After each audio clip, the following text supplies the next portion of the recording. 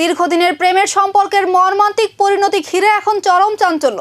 সামাজিকভাবে বিয়ের আগে হবু স্বামীর সঙ্গে ঝগড়ার পর নিজ বাড়ি থেকেই এক তরুণীর মৃতদেহ উদ্ধারের ঘটনায় তীব্র উত্তেজনা ছড়িয়েছে এডিনগর থানার অন্তর্গত বাধারঘাট শ্রীপল্লী এলাকায়। মৃতার নাম প্রিয়া দেব, বয়স 22 বছর। স্থানীয় সূত্রে জানা গেছে, দীর্ঘদিনের প্রেমের সম্পর্কের পর প্রিয়া দেবের সঙ্গে তার হবু স্বামীর সামাজিকভাবে বিয়ের প্রস্তুতি চলছিল, কিন্তু সম্প্রতি দুইজনের মধ্যে তীব্র ঝগড়া হয় বলে জানা যায়। এরপরই ঘটে চাঞ্চল্যকর ঘটনা। নিজ বাড়ি থেকেই 22 বছরের তরুণীর নিথর দেহ উদ্ধার করে পুলিশ। ঘটনাকে ঘিরে এলাকায় নেমে আসে গভীর শোক ও চাঞ্চল্য। খবর পেয়ে ঘটনাস্থলে পৌঁছায় এডিনগর থানার পুলিশ। মৃতদেহ উদ্ধার করে ময়নাতদন্তের জন্য পাঠানো হয়েছে। এদিকে ঘটনার পেছনে পারিবারিক অশান্তি নাকি অন্য কোনো কারণ রয়েছে তা নিয়ে শুরু হয়েছে জল্পনা। পুলিশ সব দিক খতিয়ে দেখছে বলে জানানো হয়েছে।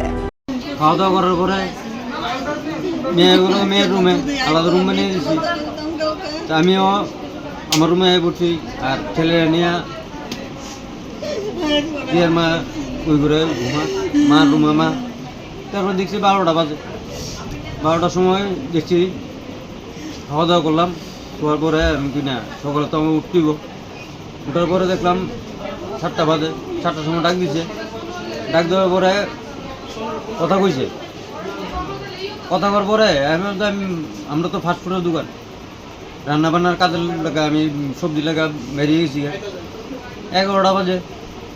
উঠানো তখন মেয়ের মা ওড়াকতেছে, মেয়ের ঠাম্মা ওড়াকতেছে, আমিও ওড়াকতেছি। উঠে না, শব্দই নাই, সারা শব্দই নাই। মোবাইলও আওয়াজ করে, সাউন্ড করে। মোবাইলের সুইচ অফ না, মোবাইলের রিং হইছে। আমি জানি না ঠিক, মেয়ের মা করছে। তারপরে আমি কি করুম, আমার কাছে একটা খাওয়ানো অর্ডার বাজার করতে যাবো।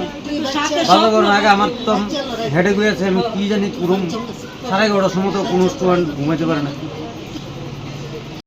ঝগড়া থেকেই কি মৃত্যুর সূত্রপাত, নাকি এর পেছনে লুকিয়ে রয়েছে আরো অন্য কোনো রহস্য? সব প্রশ্নের উত্তর মিলবে কি তদন্তে? এখন সেদিকেই তাকিয়ে এলাকাবাসী।